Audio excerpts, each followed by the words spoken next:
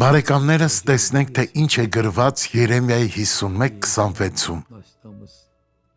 Այս տարի մենք օրհնել ենք բոլորին Երեմիայի խոսքերով, եւ ամսվա վերջում մենք կհրապարակենք նրա 366 ուղերձները։ Այնտեղ ասվում է հետեւյալը. Եվ քեզնից ոչ անկյան քար, ոչ հիմքի քար չեն վերցնի, որովհետև մշտական ամայություն պիտի դառնաս, ասում է Տերը։ Եվ ում է Աստված ասել դա, որովհետև սա կատակ չէ, եղբայրներ։ Եկեք ստուգենք, թե ում է նա ասել դա, որովհետև Աստված չի խաղում։ Ահա տեսեք, դա Բաբելոնինն էր, 51:24,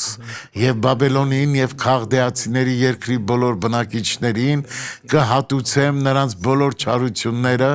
որ իրենք արեցին Սիոնում ձեր աչքի առաջ, ասում է Տերը։ Տիրոջ ասածները կատարվում են։ Աղոթենք, Հայր, ես օրհնում եմ այս մարդկանց եւ դատապարտում եմ յուրաքանչյուր չարիք եւ ասում եմ հեռացեք Հիսուսի անունով, ասեք շնորհակալություն Տեր, Աստված օրհնի ձեզ։